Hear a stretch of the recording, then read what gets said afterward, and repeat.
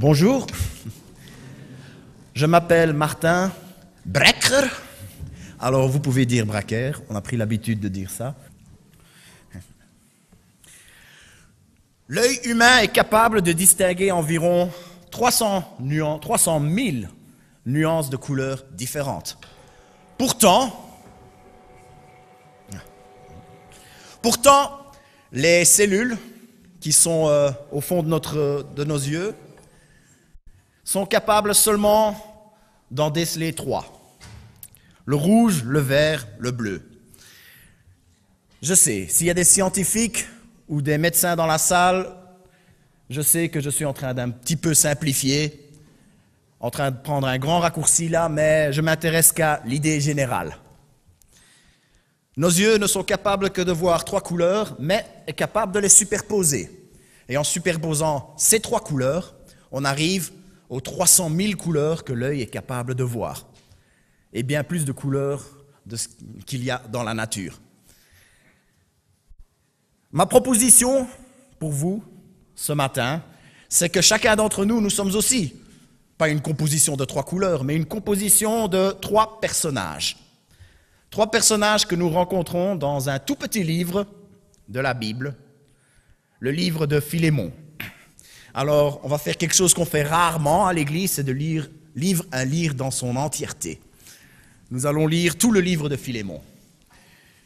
La structure de ma prédication pour ce matin, ce sera de le lire, les 24 versets. Ensuite, on va le relire avec quelques petits commentaires. C'est ce qui prendra le corps de mon message. Et cela se terminera par une conclusion sous forme de questions que je vais vous poser, en espérant vous pousser à une introspection. Le livre de Philémon, juste avant Hébreux, plutôt vers la fin, le chapitre 1, mais il n'y en a qu'un seul. Paul, le prisonnier de Jésus-Christ, et Timothée, notre frère, saluent Philémon, notre cher ami, et notre collaborateur, ainsi qu'Appia, notre sœur, Archippe, notre compagnon d'armes, et l'Église qui s'assemble dans ta maison. Que Dieu, notre Père, et le Seigneur Jésus-Christ vous accordent la grâce et la paix. Paul, je ne cesse d'exprimer ma reconnaissance à Dieu lorsque je fais mention de toi dans mes prières, car j'entends parler de l'amour et de la foi dont tu fais preuve envers le Seigneur Jésus et envers tous les membres du peuple saint. Je demande à Dieu que la solidarité qui nous unit à cause de ta foi se traduise en actes, et qu'ainsi tout le bien que nous t'aurons amené à faire pour Christ soit rendu manifeste, car j'ai éprouvé une grande joie et un grand encouragement en apprenant comment tu mets ton amour en pratique. Frère, tu as en effet réconforté le cœur de ceux qui font partie du peuple saint. C'est pourquoi, malgré toute la liberté que Christ me donne de te prescrire ton devoir, je préfère t'adresser cette demande au nom de l'amour, étant ce que je suis, moi, Paul, un vieillard, et de plus, maintenant, un prisonnier à cause de Jésus-Christ.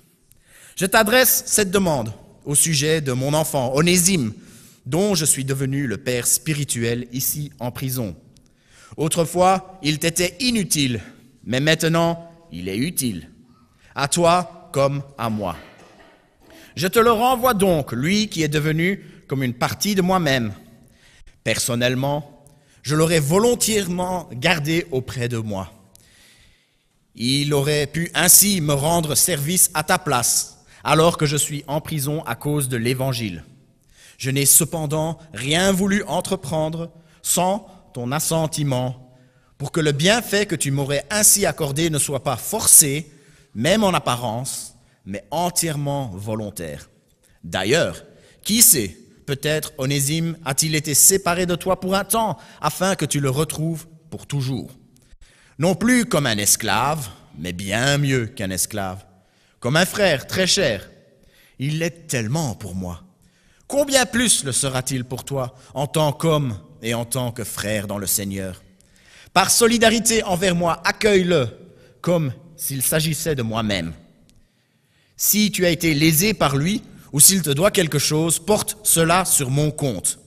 J'écris ce qui suit de ma propre main.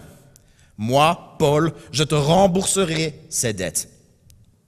Et je ne veux pas te rappeler ici que toi aussi, tu as une dette à mon égard.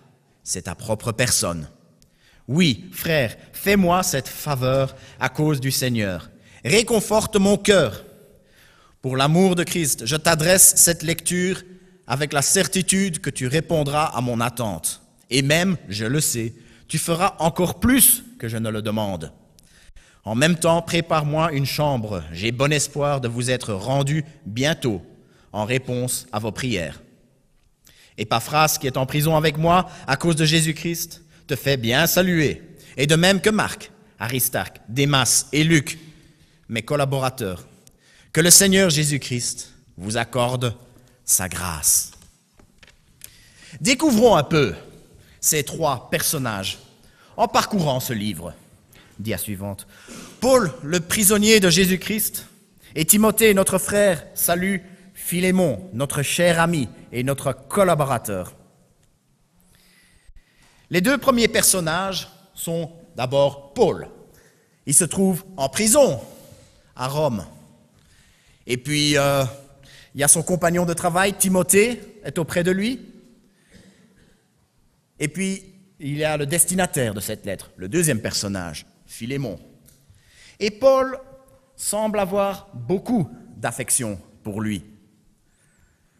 Puis alors, Paul salue d'autres personnes, ainsi qu'Appia, notre sœur, Archippe, notre compagnon d'armes, et l'Église qui s'assemble dans ta maison. Il s'agissait de l'Église de Colosse. Il y a une autre lettre, l'Épître aux Colossiens, a aussi été adressée à toute l'Assemblée. Colosse se trouve, c'est une ville qui n'existe plus, c'est une ville, il ne reste plus que des ruines. Elle se trouve près de la ville de Honaz, dans l'ouest de la Turquie actuelle. Et il devait être quelqu'un de plutôt riche, plutôt aisé. Pour l'instant, c'est tout ce qu'on sait sur lui. On en saura plus par plus loin. Mais il avait une maison assez grande pour accueillir une assemblée. Petite, grande, on ne sait pas, chez lui. Et quand on lit l'autre lettre qui a été écrite à l'église de Colosse, l'Épître aux Colossiens, on peut se rendre compte que c'était une assemblée plutôt hétéroclite. Il y avait des gens d'âge différents, il y avait des gens de culture différents, et surtout, il y avait des gens de classes sociales différentes. Et malgré cela, tout ce beau monde venait régulièrement chez Philémon. Et c'était quelque chose de plutôt inédit à l'époque. Quelqu'un de généreux de pouvoir accueillir les chrétiens. Ensuite vient la chose qui arrive toujours en deuxième lieu dans les lettres de Paul. Que Dieu, notre Père et le Seigneur Jésus-Christ vous accordent la grâce et la paix. Verset 4. Je ne cesse d'exprimer ma reconnaissance à Dieu lorsque je fais mention de toi dans mes prières, car j'entends parler de l'amour et de la confiance que tu as envers le Seigneur Jésus et envers tous ceux qui lui appartiennent. On en apprend un petit peu plus sur Philémon ici.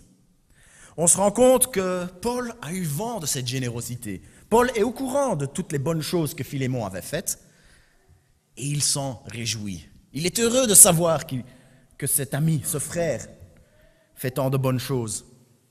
Il y a de ces gens, quand on s'assied avec eux, on finit par être démoralisé, on n'a plus envie de rien faire, les gens qui sapent le moral. Puis il y a d'autres gens, quand on s'assied avec eux, on se retrouve revigoré, encouragé, envie d'aller de l'avant.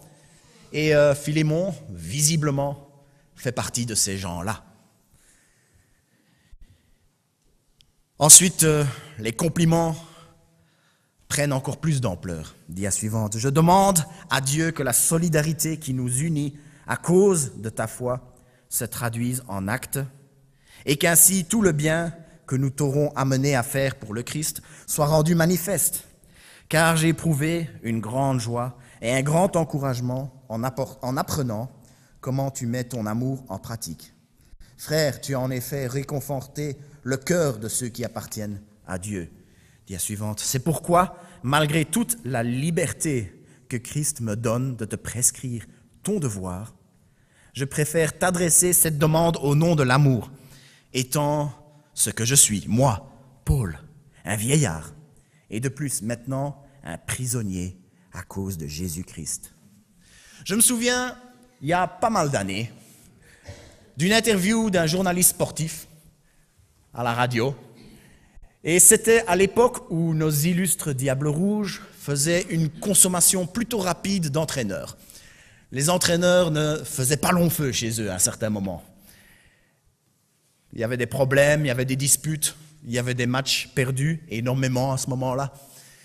Et le journaliste a dit « Les footballeurs professionnels sont un petit peu des enfants gâtés ».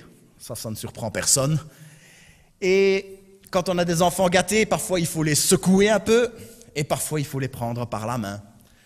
Et il a passé la liste. Il y a les entraîneurs qui les secouaient et il y a les entraîneurs qui les prenaient par la main.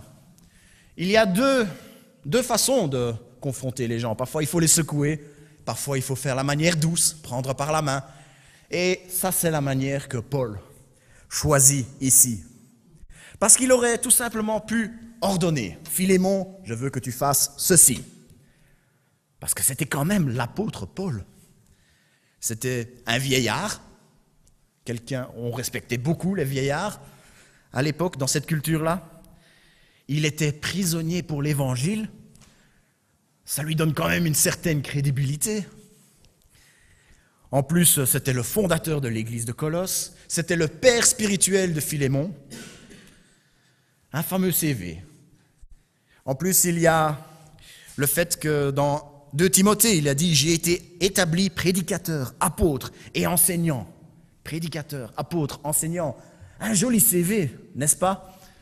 Un CV qui lui aurait permis de tout simplement dire « Écoute Philémon, voilà ce que je veux que tu fasses. » Eh bien non. Il préfère faire une demande.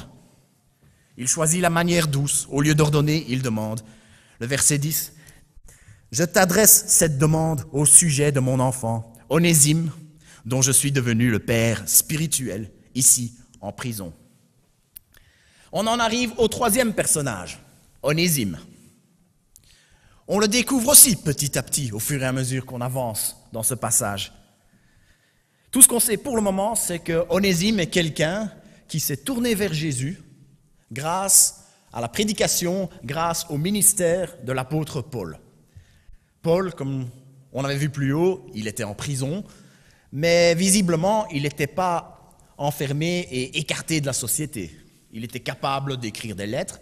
On peut voir dans d'autres passages qu'il pouvait recevoir des gens. Son ministère de prédication continuait, même en dehors de la prison. Onésime n'était probablement pas un prisonnier, mais il y avait d'autres problèmes avec ce jeune homme, et on va en apprendre plus loin. Autrefois, il t'était inutile, mais maintenant, il est utile, à toi comme à moi. En fait, il y a un petit jeu de mots ici. Onésime, ça voulait dire utile, profitable, mais il ne l'était pas, visiblement. À un certain moment donné, Onésime était dans la vie de Philémon, et il ne servait pas à grand-chose, malheureusement. C'était un peu un mauvais élément. C'était un peu le genre de personne sur qui on ne pouvait pas compter. On pouvait demander de faire toutes sortes de choses et il ne les faisait pas. Je ne sais pas, ce n'est pas précis. Mais il est passé à un certain moment donné à utile. Il est devenu un bon élément. Le genre de personne qu'on est content d'avoir dans sa société. Le genre de personne, quand on lui demande de faire quelque chose, on sait que ce sera fait et que ce sera bien fait. Les bons éléments, les gens qui permettent aux autres de pouvoir avancer.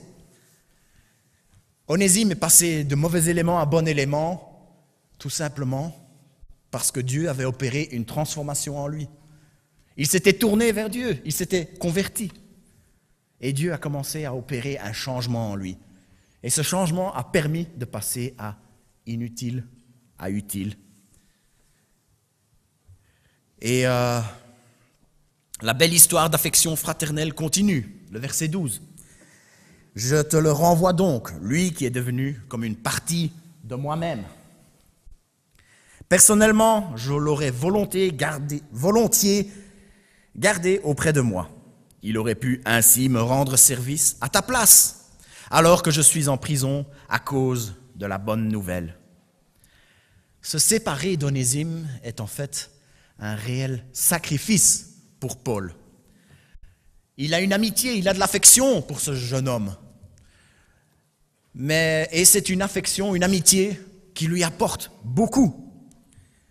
Mais ce que Paul veut accomplir ici est assez important à ses yeux pour qu'il accepte de se séparer de lui, de le laisser partir. Paul est prêt à perdre quelque chose ici, perdre quelqu'un qui compte beaucoup pour lui. Mais il ne veut pas que cela se fasse n'importe comment. Dit la suivante au verset 14, « Je n'ai cependant rien voulu entreprendre sans ton assentiment, pour que le bienfait que tu m'aurais ainsi accordé ne soit pas forcé, même en apparence, mais entièrement volontaire. » On peut comprendre pourquoi. Parce qu'il y a une énorme différence entre les dons forcés et les dons volontaires. Beaucoup d'entre vous reçoivent chaque mois une fiche de paye. Au milieu de la fiche de paye, en général, il y a un grand chiffre et puis tout en dessous, un petit chiffre. Et la différence entre les deux, c'est un petit don forcé, une taxe qu'on fait à l'État belge. Et puis chaque année, on remplit un beau gros formulaire. Heureusement, ça se fait par informatique maintenant. Et puis chaque année, certains, heureusement pas tout le monde, reçoit une petite facture nous invitant à contribuer, à faire un petit don forcé, une taxe, les contributions. Si on décide de prendre un peu de l'argent qui reste pour s'acheter une voiture, eh bien, il faut acheter la voiture et payer une taxe sur la valeur ajoutée. On a la voiture, mais avant de pouvoir rouler avec, il faut payer une taxe de mise en circulation. Et puis, pour qu'elle reste valable, une taxe d'immatriculation. On a la voiture, on peut aller sur la route avec, mais il faut encore mettre de l'essence dans le réservoir. Alors, comme les voitures, ça pollue, on doit payer des accises, des taxes, et encore une fois, une taxe sur la valeur ajoutée. Et puis, si on décide d'aller dans même une petite ville en Belgique, on veut la garer, il faut payer une taxe de stationnement. Vous voyez la joie que ça me procure, ce don forcé qu'on me fait faire. D'un autre côté, on va devenir plus positif. D'ailleurs, entre parenthèses, payez vos impôts, ne me faites pas dire ce que je n'ai pas dit. D'un autre côté, j'ai eu un énorme privilège dans ma jeunesse. Entre l'âge de 21 et 24 ans, j'ai eu l'occasion d'aller sur les 2 bateaux missionnaires d'opération mobilisation, le Logos 2 et le Doulos. Je sais que certains ici n'ont peut-être pas un très bon souvenir de ces bateaux, mais pour moi, ça a été vraiment une étape formatrice dans ma vie qui m'a permis de découvrir beaucoup de choses, qui m'a permis de pouvoir m'approcher de Dieu. Et pour pouvoir faire cela, il a été nécessaire de rassembler des fonds. Et une quinzaine de personnes ont été prêtes à mettre 1 000 francs, 2 000 francs de côté chaque mois, parfois même plus, pour que moi je puisse faire cela. Et j'ai une dette de gratitude envers ces gens. Je ne pourrai en fait jamais assez les remercier pour ce qu'ils ont fait. D'ailleurs, quand j'en parle, ils me disent tous, c'est pas que pour toi on l'a fait pour le Seigneur. La relation que j'ai avec ces personnes est différente que celle que j'ai avec l'État belge. Parce que le don était volontaire, il était fait avec joie.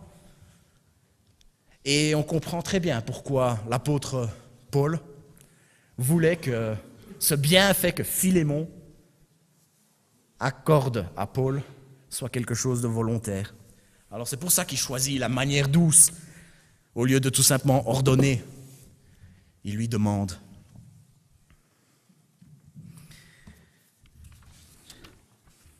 Ensuite, c'est déjà très beau, mais ça devient encore plus glorieux.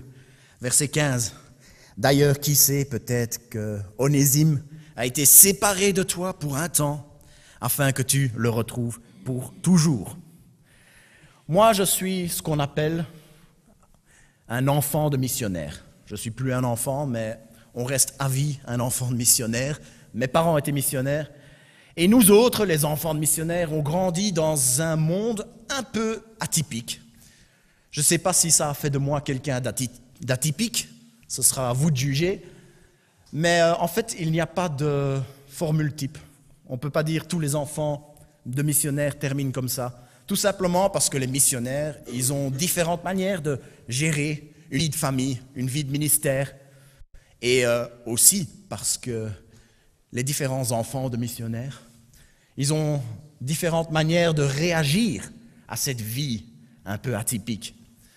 Et un des enfants d'un des collègues à mon père, il avait à peu près le même âge que moi. Lui, il avait 16 ans, moi j'avais 15 ans, et lui, il avait réagi complètement différemment que moi. Il était complètement déjanté. Il faisait les 400 coups. Bon, moi j'avais 15 ans, et quand je le voyais faire ses bêtises, ça me faisait bien rigoler. Parfois, j'étais même tenté de le suivre. Parfois, je l'ai fait, mais il ne faut pas le dire. Mais ça, moi, ça me faisait rigoler, mais pas ses parents. Ses parents étaient vraiment attristés par ses choix de vie, par ses bêtises, par les erreurs qu'il a faites. Il est rentré aux États-Unis, et c'est là-bas que, quelques années plus tard, ses parents ont décidé de repartir sur le champ missionnaire. Ils ont été à Singapour, je pense. Et lui, comme il était à l'âge des études, il est resté sur place. Et il y a eu une séparation avec ses parents. Un jour, on a reçu une lettre de sa maman. Vous vous souvenez, ces trucs sur un papier avec des mots écrits à la main, qu'on mettait dans une enveloppe avec un timbre, c'est loin tout ça. On en a reçu une de sa maman et il y avait cette parole que je n'oublierai jamais. J'aurais voulu que vous soyez là quand Johnny nous a écrit pour dire qu'il avait décidé de suivre Jésus. Il y avait cette séparation avec ses parents qui avait poussé à une remise en question. Et on pouvait sentir dans cette lettre la joie de cette maman, la joie de pouvoir dire « Oui, je suis séparé de mes enfants. » Il y en avait 2 autres, ils étaient aussi séparés. C'est difficile d'être loin de mes enfants, mais grâce à ça, mon fils a pu rencontrer le Seigneur. Et en fait, ils se sont retrouvés pour toujours, parce que dans la nouvelle vie, dans le nouveau cosmos, au ciel, nous nous retrouverons pour toujours. Voilà pourquoi je dis que ce verset devient encore plus glorieux. Le verset 16 dit la suivante, « Non plus comme un esclave. » Il va retrouver Onésime, mais retrouver comment? Mais bien mieux qu'un esclave, comme un frère très cher. Il l'est tellement pour moi. Combien plus le sera-t-il pour toi, en tant qu'homme et en tant que frère dans le Seigneur? Par solidarité envers moi, accueille-le comme s'il s'agissait de moi-même. Maintenant, on comprend l'importance de cette lettre. Onésime était un esclave. Et s'il était auprès de Paul et pas auprès de Philémon, ça voulait dire un esclave en fuite, une évasion. Et à l'époque, dans l'Empire romain, il y avait énormément d'esclaves. D'ailleurs, il était peut-être allé à Rome pour pouvoir se fondre dans la masse, se perdre dans la foule, là où personne ne le reconnaîtrait. Ils étaient nombreux et d'ailleurs, l'Empire romain avait peur qu'un jour, ces nombreux esclaves s'assemblent pour une révolte. Et d'ailleurs, il y en a eu quelques-uns. Alors pour éviter ça, on les traitait avec énormément de dureté. Les lois qui régissaient les crimes commis par les esclaves étaient presque toutes assorties de peine de mort. Un maître pouvait quasi faire ce qu'il voulait avec son esclave. Et un esclave fugitif pouvait s'attendre à la peine de mort. Philémon aurait pu ordonner l'exécution de Onésime. D'ailleurs, la société aurait peut-être espéré qu'il ordonne. On attendait un peu ça de lui. Alors Onésime ne pouvait pas retourner à Colosse, ne pouvait pas retourner retrouver Philémon sans avoir cette lettre de recommandation de la part de Paul. Le verset 18 dit la suivante, « Si tu as été lésé par lui, ou s'il te doit quelque chose, porte cela sur mon compte. J'écris ce qui suit de ma propre main. Moi, Paul, je te rembourserai ces dettes. Et je ne veux pas te rappeler ici que toi aussi tu as une dette à mon égard. C'est ta propre personne. » Il y a un prédicateur que j'apprécie beaucoup qui a une fois joué au Sherlock Holmes avec ce verset. Vous savez comment Sherlock Holmes, il ramasse un manteau et il dit « Ah, ça appartient à un homme de tel âge, de telle profession, qui a autant d'argent sur son compte en banque, etc. » La déduction. J'ai une fois vu un prédicateur jouer au jeu de déduction de manière plus simple par rapport à ce verset 18. Si tu as été lésé par lui, ou s'il te doit quelque chose. Un conditionnel. Beaucoup de gens qui lisent ce passage pensent que c'est l'implication que quand Onésime est parti, il était parti en se servant dans le tiroir, en prenant un petit quelque chose pour lui payer son voyage.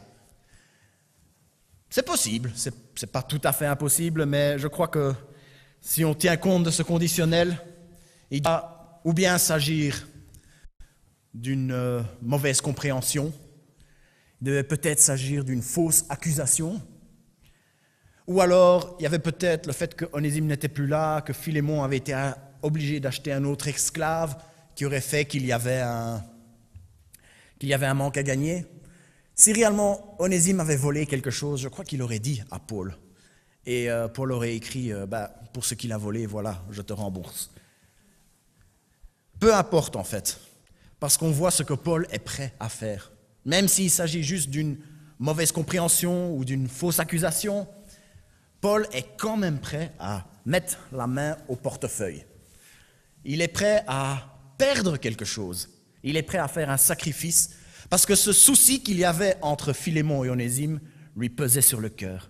Lui pesait tellement qu'il était prêt à faire ce petit sacrifice.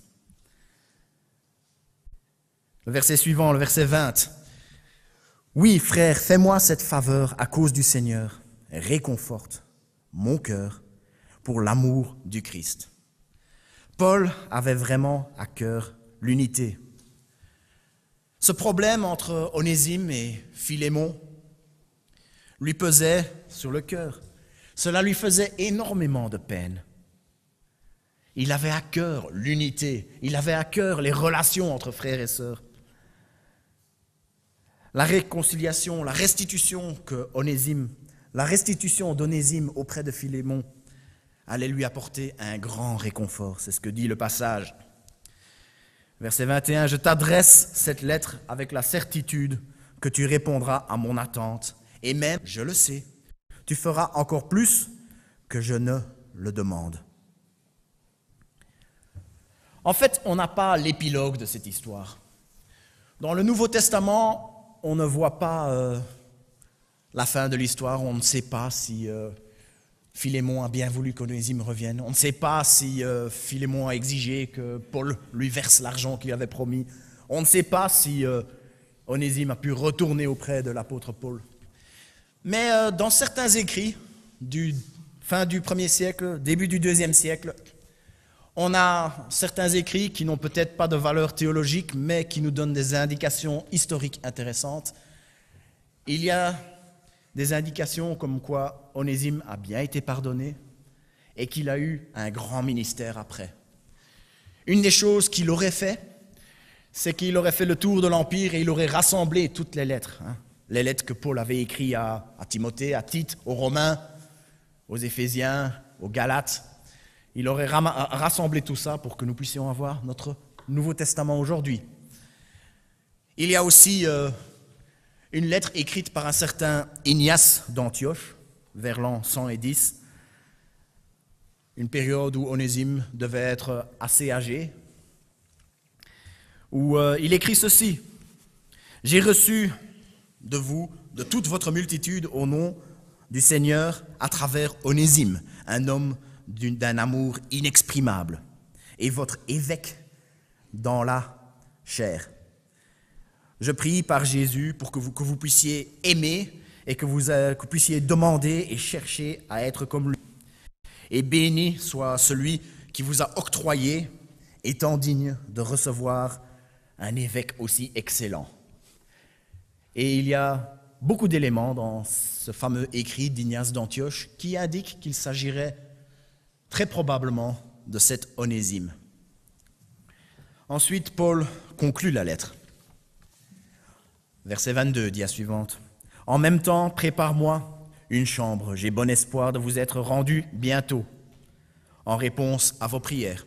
Épaphras, qui est en prison avec moi à cause de Jésus-Christ, te fait bien saluer. De même que Marc, Aristarque, Démas et Luc, mes collaborateurs. Que le Seigneur Jésus-Christ vous accorde sa grâce. »